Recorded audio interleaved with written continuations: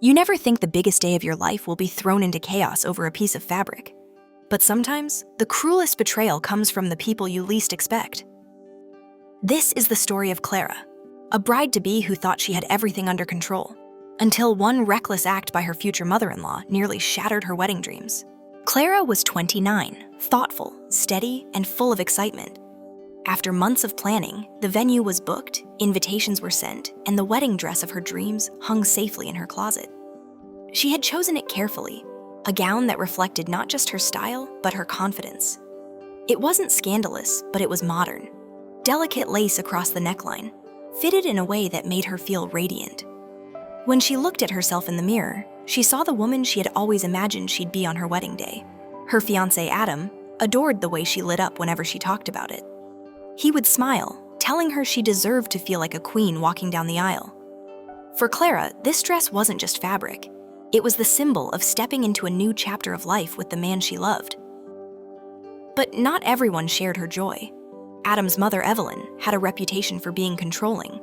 She had always inserted herself into family decisions, what holidays should look like, what meals were appropriate, even how people should decorate their homes. Clara had tried to ignore it at first, brushing off Evelyn's comments with polite smiles. Still, beneath the surface, tension simmered. Evelyn often made jokes about how Clara's taste was too bold or not traditional enough. Clara suspected that Evelyn secretly hoped for a very modest, classic bride, one who fit into the narrow box of her expectations. Then came the day that would flip everything upside down. Clara had left her dress hanging in their bedroom, carefully zipped in its garment bag. She had been running errands, busy with final wedding preparations. When she returned home, tired but excited to cross more tasks off her list, she walked into the bedroom and froze. The dress was gone. At first, she thought maybe Adam had moved it to keep it safe. Her heart pounded as she searched the closet, under the bed, even checked the guest room. Nothing. The garment bag, her treasure, her dream, had vanished. Confused and panicked, Clara called Adam. He picked up right away, but when she asked if he'd moved the dress, his answer made her blood run cold. "No, I haven't touched it. Why?" Her voice cracked. "Because it's not here." "Adam, the dress is gone!" Within minutes, he was home, searching frantically with her, both of them tearing through every corner of the house. Still, no dress. That's when Clara's phone buzzed. A text notification appeared on the screen from Evelyn. It read, "I took care of that dress. It wasn't right for you or for my son. I donated it." Clara's hands trembled as she read the words out loud. Adam's jaw tightened, his face hardening in disbelief. "She what?" he hissed. Clara couldn't breathe. Her dream dress, her once-in-a-lifetime gown, had been stolen and thrown away by the very woman who was supposed to welcome her into the family. Moments later, Evelyn called. Clara put her on speaker, her voice shaking as she demanded, "Why would you do this?" On the other end, Evelyn's tone was cool, almost dismissive. "Because, Clara, that dress was far too revealing. It would have humiliated my son in front of our entire family. I couldn't stand by and watch you make that mistake. You'll thank me later." Clara's chest burned with rage. "That was not your decision to make. That was my wedding dress," Evelyn scoffed. "It was disrespectful, Clara. You should be grateful I saved you from embarrassing yourself." The call ended with Clara screaming into the empty room, tears blurring her vision. She felt robbed, violated, like a piece of her future had been ripped away without permission. Adam was just as furious. He paced the room, muttering that his mother had finally gone too far. For the first time in his life, he blocked her number, ignoring the flood of texts that immediately followed. But Evelyn didn't stop. She bombarded them with messages, insisting they were overreacting, telling Adam he was being ungrateful, and calling Clara dramatic. Every ding of Clara's phone was another twist of the knife. As night fell, Clara sat on the edge of her bed, staring at the empty spot where her dress used to hang. She whispered, almost to herself, I feel like I'm living in a nightmare. Adam sat beside her, wrapping an arm around her shoulders. We'll fix this, he promised. But the fire in his eyes revealed just how deep his anger ran.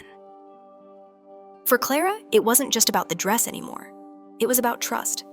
It was about boundaries shattered, respect ignored, and the terrifying realization that her future mother-in-law saw her as a problem to be controlled, not as a partner to her son. And as she tried to fall asleep that night, one haunting question echoed in her mind. If Evelyn could destroy her wedding dress, what else was she capable of taking away? The morning after the disaster felt heavy, like a storm cloud hanging in their small home. Clara woke up early, her eyes swollen from crying, and found Adam already sitting at the kitchen table, staring at his phone. She's been calling nonstop, he muttered, tossing the phone down in frustration. The screen lit up again almost instantly, Evelyn's name flashing across it. He silenced it without hesitation. Clara poured herself coffee with trembling hands. The bitter taste only reminded her how bitter everything felt inside. Adam, what are we supposed to do? That dress wasn't just clothes, it was the dress. Adam reached across the table, squeezing her hand. We'll find another one. I'll take you anywhere you want, buy whatever you want, but Clara, this isn't just about the dress anymore. This is about her. She thinks she gets to run our lives. The words settled between them like stones. Later that afternoon, Clara's phone buzzed again. But this time, it wasn't Evelyn. It was Clara's best friend, Mia. Clara had texted her the night before, desperate to vent. Now Mia's voice was sharp with outrage. She did what? Clara, that's theft. She stole your property. Do you realize how expensive wedding gowns are? You should call the police. Clara hesitated. I don't know. I mean, she's family. Do I really want to take it that far? Mia didn't hold back. Family doesn't destroy your future. Family doesn't cross boundaries like that. If you let this slide, she'll keep walking all over you. The thought gnawed at Clara for the rest of the day. She had always been a peacekeeper, avoiding conflict when possible. But this wasn't something small. Evelyn hadn't just voiced an opinion. She had taken action, decisive, irreversible action, that left Clara humiliated and scrambling weeks before the wedding. That night, Adam finally called his mother back, speakerphone on so Clara could hear.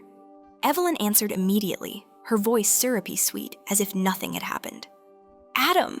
Finally, I've been trying to reach you. I assume Clara's come to her senses by now? Adam's jaw tightened. No, Mom. She hasn't, and neither have I. What you did was cruel. You had no right to touch that dress. Evelyn gasped dramatically. Cruel? Oh, please. I saved you both from embarrassment. Everyone would have whispered behind your backs about how inappropriate she looked. I was protecting you. Clara couldn't take it anymore. She leaned toward the phone, her voice steady but icy. You didn't protect me, Evelyn. You humiliated me. That was my wedding dress, mine. You stole it because you wanted control. The other end of the line went silent for a moment before Evelyn snapped. Watch your tone, young lady. You're not part of this family yet, and already you're causing division. Adam cut in immediately. No, Mom. You caused division. You went too far. And if you think you can just waltz into our wedding after this, you're wrong. Evelyn's voice turned cold. Are you threatening to ban me from your wedding? Over a piece of fabric? Adam's reply was sharp. Over respect. Something you clearly don't understand. He hung up before she could answer. Clara stared at him, both relieved and terrified. Evelyn wasn't the kind of woman to back down, and she didn't. Over the next week, Evelyn escalated.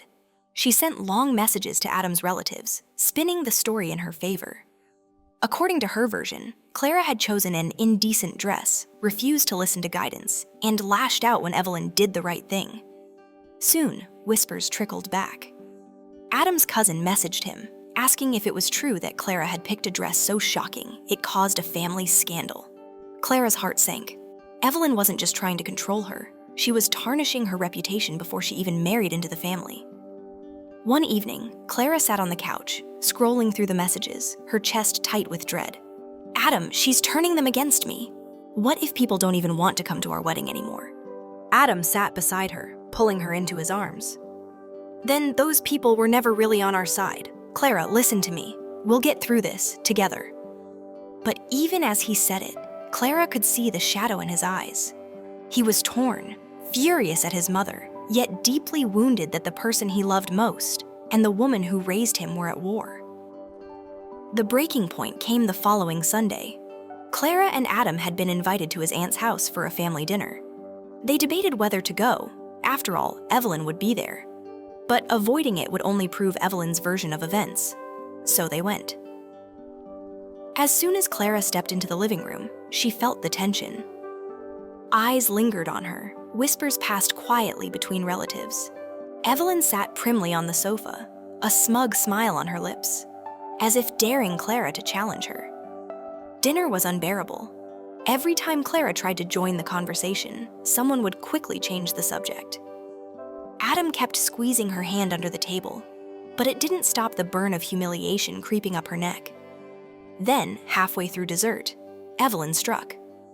She leaned forward, her voice dripping with mock innocence. "So, Clara, have you found a new dress yet? Or are you still planning to walk down the aisle half-dressed?" The room went dead silent. Forks clinked against plates. Clara's cheeks burned. Her throat tightened, but she forced her voice steady. "Evelyn, my dress was beautiful. And what you did was unforgivable." Gasps echoed around the table. Evelyn's smile faltered, her eyes narrowing into daggers. "Unforgivable?" I was protecting my son's dignity. Adam finally slammed his hand on the table, his voice like thunder. "Enough, Mom! You destroyed her property. You disrespected the woman I love. And if you don't start treating her with respect, you won't be part of our future." For a moment, no one breathed. Evelyn's face reddened, her composure cracking. But instead of apologizing, she stood, lifted her chin, and stormed out of the room. The silence she left behind was heavier than ever. Clara sat frozen, her hands trembling under the table. She had wanted justice, but now she wondered, had they just ignited a war that couldn't be undone? That night after the family dinner, Clara and Adam drove home in silence. The headlights cut through the darkness, but inside the car, the air felt heavy with unspoken words. Clara stared out the window, her reflection blurred against the glass, wondering how everything had spiraled this far. Finally, Adam spoke, his voice low. "I can't believe she embarrassed you like that." In front of everyone. Clara swallowed hard. She wanted to humiliate me. She wanted to make me feel small. And the worst part is, her voice cracked. She almost succeeded. Adam reached over, taking her hand firmly. "She won't win. I promise you, Clara, she won't." But the promise felt fragile, like glass ready to shatter. The following week, things only escalated. Evelyn didn't back down, she doubled down. She posted cryptic status updates on social media about brides who disgrace their families and modern women with no shame. Friends and relatives began whispering, some even calling Clara to ask what was going on. Each time, she felt her chest tighten with humiliation. One evening, Adam's phone buzzed with a message from his uncle. It read, "I heard Clara's been causing drama. Is everything okay? Maybe you two should postpone the wedding until things settle." Clara saw the message and felt her stomach drop. This wasn't just gossip anymore. It was spreading like poison, threatening to stain their entire celebration. Adam immediately replied with anger, defending her, but Clara still felt the sting. It was as if Evelyn had reached into their future and smeared it with her disapproval. That night, unable to sleep, Clara sat in the living room staring at her laptop. She began searching online for similar stories, desperate for advice.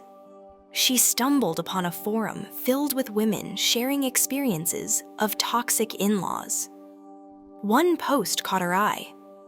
"If they cross legal boundaries, don't hesitate. File a report. Stand your ground." Her chest tightened. Could she really go that far? Report her future mother-in-law to the police? The next day, Clara confided in Mia, her best friend. They sat in a quiet cafe, steam rising from their coffee mugs. Clara explained everything. How Evelyn destroyed the dress, smeared her reputation, and showed no remorse. Mia leaned in, eyes blazing. "Clara, listen to me." That wasn't just rude, that was theft. Wedding dresses aren't cheap, and she admitted she took it. "You have every right to go to the police. If you don't, she'll never learn there are consequences." Clara fidgeted with her cup, heart racing. "But what if it makes Adam hate me for pushing things too far? What if it tears him apart?" Mia shook her head. "Adam's already furious with her. The only thing that will tear him apart is watching you suffer without fighting back." That night, Clara brought it up to Adam. Her voice trembled as she said, "Maybe we should file a report." Adam stared at her for a long moment. Then he nodded slowly. "You're right. She needs to understand she can't get away with this." The next morning, they walked into the local police station together. Clara's hands shook as she explained to the officer what had happened. She showed them the texts, Evelyn admitting she had donated the gown. The officer's expression turned serious. "This could qualify as theft," he said. "Depending on the cost of the dress, it might even be considered a felony. We'll open a case." Clara felt both relief and dread wash over her. Relief that someone was finally taking her side. Dread at how Evelyn would react once she realized the law was involved. Sure enough, later that evening, Evelyn exploded. She left a furious voicemail, her voice shrill with rage. "How dare you drag me into legal matters? You ungrateful girl! I was protecting my son and now you're trying to destroy me?" Adam deleted the voicemail without a word. But Clara could see the storm brewing in his eyes. Days passed in tense silence. Evelyn refused to apologize, instead painting herself as the victim. Some relatives sided with her, others quietly supported Clara. But the division in the family grew wider by the day. One evening, as Clara folded laundry in the bedroom, Adam came in looking exhausted. He sat on the bed, running a hand through his hair. "She texted me again," he said quietly. "This time, she said if I don't forgive her, she'll never speak to me again. She said I'm choosing you over my own mother." Clara froze, her heart aching. "Adam, I don't want to come between you and your family, but I can't let her keep tearing me apart." Adam looked up at her, his eyes weary but resolute. "Clara, you're not the problem. She is. And if I have to choose between protecting you and enabling her, I'll choose you. Every time." Tears welled in Clara's eyes. For the first time in weeks, she felt truly seen, truly valued. But deep inside, she also knew this wasn't over. Evelyn wasn't the type to disappear quietly. And as the wedding date crept closer, Clara feared the worst. What if Evelyn tried to ruin the ceremony itself? What if she showed up and caused a scene? The thought haunted her every night as she lay awake, staring at the ceiling. Her dream wedding was only weeks away. And yet, instead of joy, she felt a tightening knot of dread. Because if Evelyn had already stolen her dress, what else might she try to take? The wedding day was just 2 weeks away, and the tension felt unbearable. Clara had finally chosen a replacement gown. Beautiful, elegant, but nothing like the first one she had dreamed of. She tried to smile as she slipped into it at the boutique, but inside, she still mourned the dress that had been stolen from her. Adam stood beside her, holding her hand. "You look breathtaking," he whispered. She smiled weakly. She wanted to believe him, but a shadow hung over everything. The question lingered. Would Evelyn show up and ruin everything? Days before the wedding, invitations had gone out, but Adam and Clara had made one thing clear. Evelyn was not welcome. Adam had sent her a firm message. Until you apologize and take responsibility, you will not be at our wedding. That is final. Her reply came quickly, sharp as a knife. If you shut me out, don't expect me to forgive you. You're throwing away your mother for a woman who doesn't respect family. Adam didn't reply. He simply blocked her number. But Evelyn was not the type of woman to stay silent. On the night of the rehearsal dinner, Clara felt her stomach twist as whispers spread among the guests. Someone had heard that Evelyn was planning to crash the ceremony. The thought alone made Clara's knees weak. That night, Adam sat with her on the couch, their hands intertwined. If she comes, security will escort her out. I promise you, Clara, nothing will ruin this for us. Not even her. The morning of the wedding arrived, bright and clear. Clara stood before the mirror in her gown, her bridesmaids buzzing around her, laughter filling the air. For the first time in weeks, she felt a flicker of excitement. Then Mia rushed in, her expression tight. Clara! She's here. Clara's heart plummeted. Evelyn! Mia nodded. She's outside. She's trying to argue with security. For a moment, Clara felt faint. Her worst fear had come true. But then, a wave of calm washed over her. She wasn't going to let Evelyn steal another moment from her. Let Adam handle it, she whispered. And he did. Minutes later, Adam confronted his mother at the gates. She was dressed in an elegant gown, a smile plastered on her face as if nothing had happened. Adam, darling, she cooed, you can't have a wedding without your own mother. Be reasonable. Adam's voice was cold steel. You lost that right when you destroyed Clara's dress. When you humiliated her. This day isn't about you, Mom. It's about us. And if you can't respect that, you're not welcome here. Evelyn's smile cracked. I did it for you. Can't you see that? Adam shook his head firmly. No, you did it for control. And I won't let you control my life anymore. With that, he turned and walked away, leaving her fuming as security guided her off the property. Inside, Clara waited anxiously. When Adam returned, her eyes searched his face. He smiled, took her hands, and whispered, She's gone. For good this time. Relief flooded Clara's chest, tears welling in her eyes. At last, she could breathe. When she walked down the aisle, all the fear and tension melted away. The guests stood smiling warmly, their eyes not on gossip or scandal, but on her, on the love between her and Adam. Their vows were spoken through tears, laughter, and unshakable conviction. In that moment, Evelyn's chaos faded into irrelevance.